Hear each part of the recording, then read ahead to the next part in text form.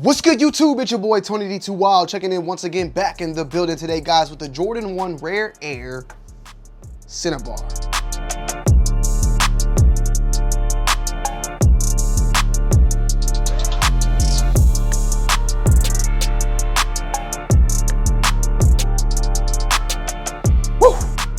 Releasing April 5th, retail price point is going to be $180.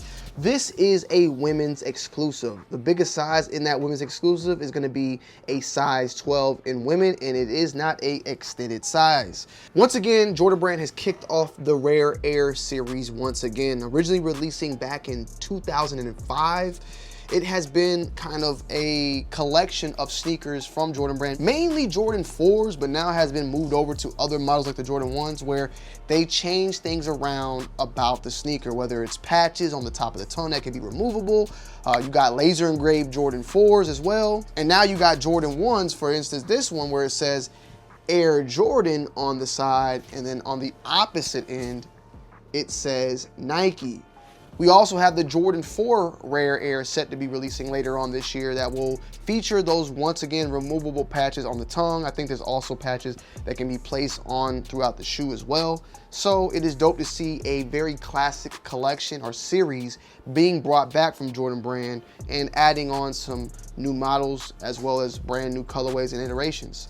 With that one said though, this one in my opinion is way better than the other version. There's also a Rare Air that we'll be reviewing as well, or we might have already reviewed it depending on how these are released, but a men's version as well. Both releasing on April 5th. This one though, however, is in a sail Cinnabar, and overall, this one hits it out the park as far as quality goes, as far as the craftsmanship, the build. Overall, it's very, very solid. You have a very nice, smooth and buttery leather running throughout the shoe, as well as suede on the Nike Swoosh and as on the high upper collar.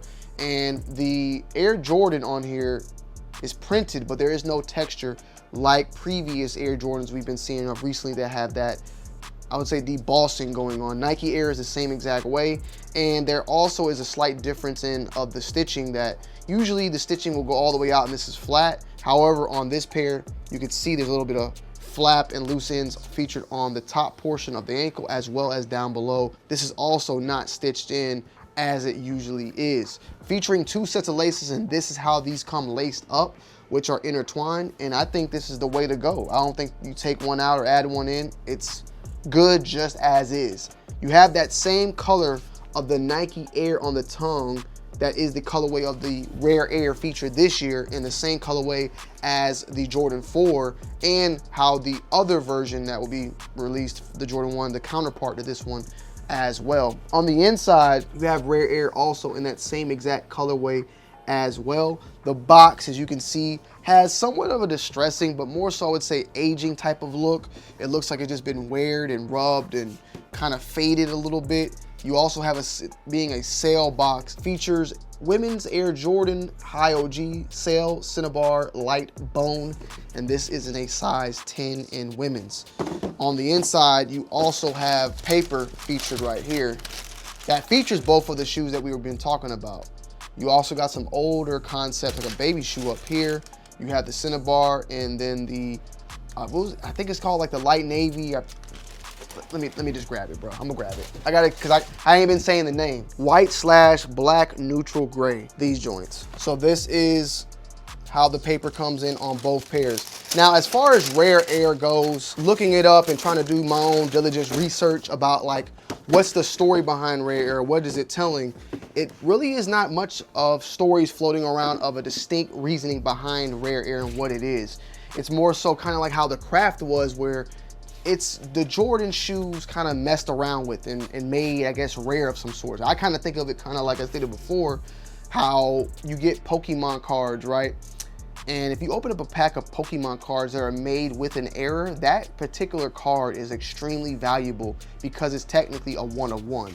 And I look at this shoe and I look at like typical Air Jordan, but I look at the Nike Air featured on this side, which is kind of a error of some sorts. I know there was even pairs I remember seeing. I don't think the 4s were, I've seen pairs previously of 4s that had the Nike Air and then the back was flipped.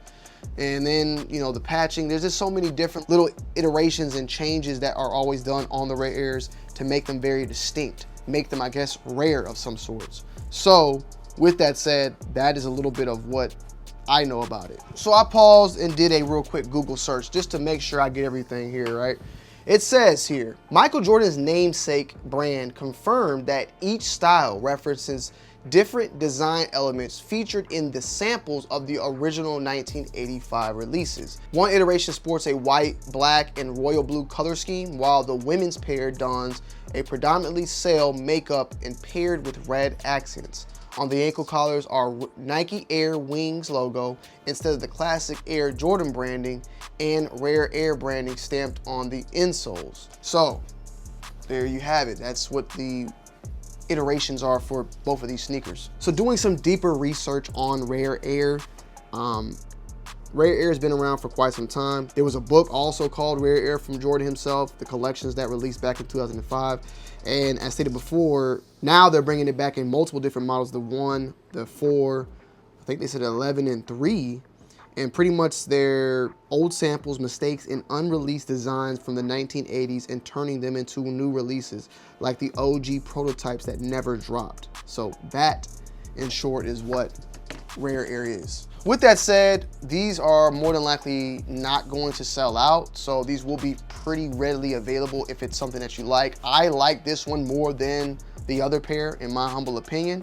So yeah, I mean, this is definitely one I wouldn't mind picking up, but I would definitely probably want to wait and see if I can get it at a lower price. The laces also featured on here is one is of a like worn out, faded red or Cinnabar. And that insole, if you look close as well, is almost reminding me of a pair of socks that have lint all over it, if you can kind of see that, right? Very different, but a very nice quality Jordan 1 in my humble opinion. But yeah, April 5th will be the release date for this, and stay tuned because I think it'll be a shoe that if you want it, you can get it. And with that said, I'm gonna end you guys and girls off with an on-foot review. Let's get it.